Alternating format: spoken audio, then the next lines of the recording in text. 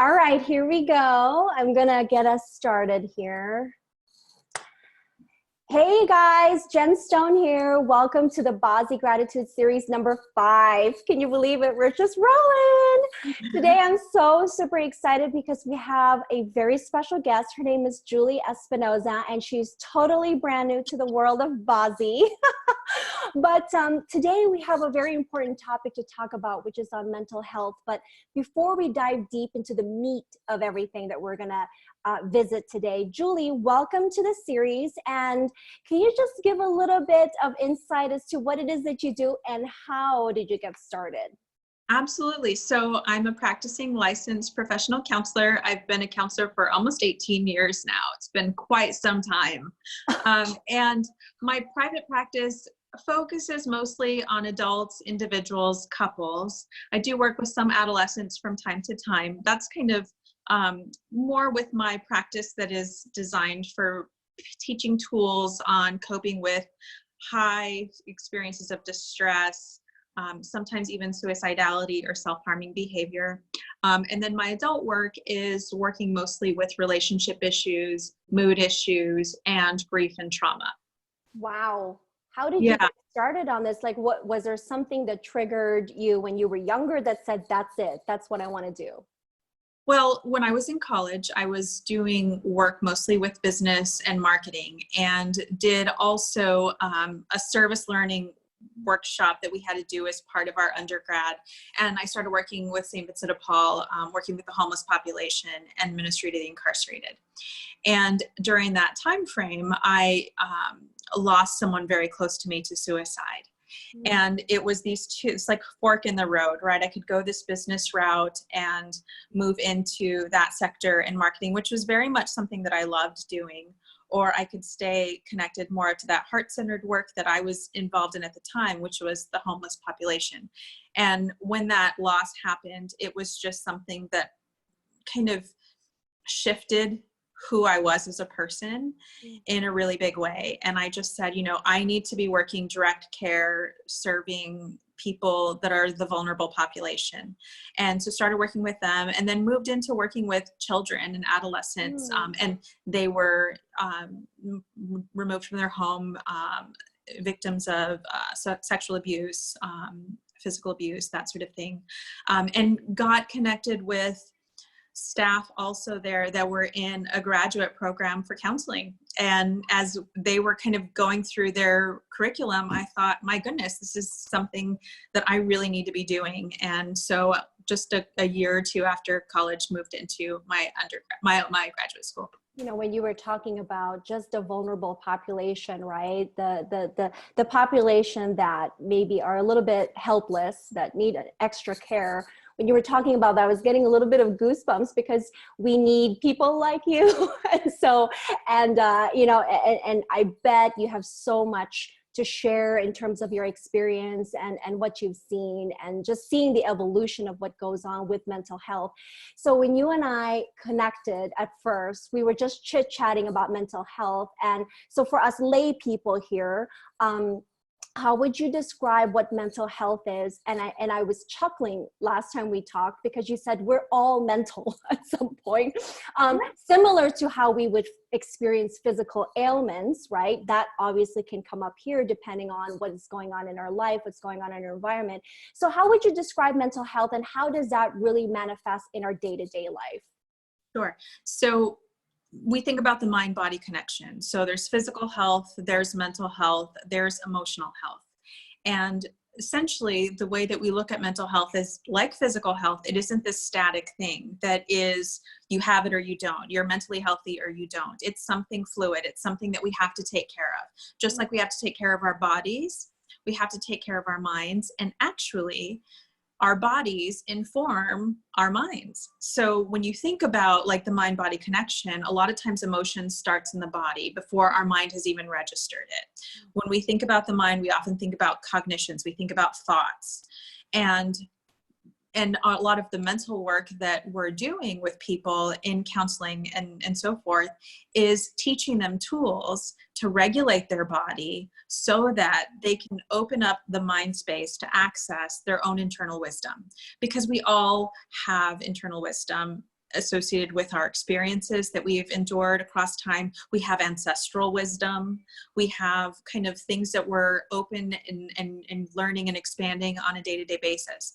And when we are dysregulated, or we are in that fight, flight, freeze mode of our bodies, we're not able to access that wisdom. We're not able to access that higher level of thinking, the prefrontal cortex, which is kind of that integrated thinking. We move down into our limbic system, our lower brain, lizard brain, when we are dysregulated.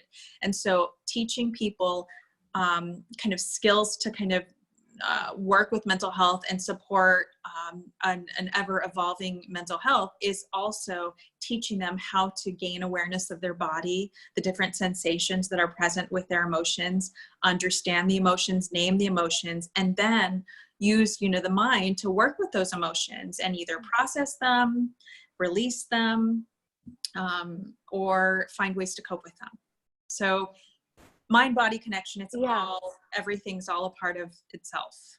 I can listen to you talk all day about the brain. I just find that so absolutely fascinating. And, when we talk about mental health, there's a kind of stigma attached to mental health. And I know that, a big part of what you do as well in community is to try to talk more about mental health, to remove some of that, misconception around mental health, because it's like, shh, don't talk about that. It's not sexy. It's not popular. So why do you think it's so important for us to bring that to the forefront and to have more candid conversations around that? Well, part of it is that when we can destigmatize mental health, we're more apt to talk about it. And we are a social being. One of the things that is incredibly healing is being able to tell our stories to people, our stories of pain, our stories of joy, and having a supportive community that can hear those stories and relate to it and explain their own is one of those kind of connective natures that just separate us from all other species. And right now we're all experiencing that, right? We're all in our isolated kind of private space, and we're not talking about maybe as regularly or at all about the things that hurt our heart, that make us feel scared, that make us feel uncomfortable, that make us feel stressed. And sometimes that are even kind of things that are joyful. And so if we can destigmatize, we can actually start talking about these things more. And the more that we talk about things, the more we recognize that things are universal issues, the more then other tools, strategies, can show up and rise up, and we can share information. Information is power. And when we can learn how, others struggle with the same thing, then we can kind of spread that information much quicker. And so it's just really benefits us all, because mental health is this thing about being human, is learning how to experience the humanity that we all are coming into this world with. You just said that so perfectly, Julie. When we chatted prior, I was introducing to you a little bit about what BaZi is, which is the world I live in. You live in the mental health world. I live in the BaZi world that essentially talks about this energetic, universal influence that prompts people to react or to behave in a certain way that shows up in the body or shows up in the mind. And this is 2020, the year of the metal rat, which is all encompassing everything that you can think of: grief to the 10th power, fear to the infinity. And so there's a lot of that happening, regardless if we were living in the COVID world. It could be something else, a different player, but all of those more private pained emotions are extra amplified as a result of this. But I think it's so important to recognize that we're not alone. We're all in this together. But today is what, the 28th of April, and we're kind of teeter-tottering between what's next, what's upcoming. There's a lot of uncertainty. So people who tend to be maybe a little bit more nervous, or maybe those who aren't, are feeling that anxious energy, whether that's nervousness for their job security, or how is it going to look like with their children going back to school. What are your general sentiment as a counselor that you're seeing in terms of how people are behaving, how we are communicating, and what are some tips to kind of get us anchored down a little bit?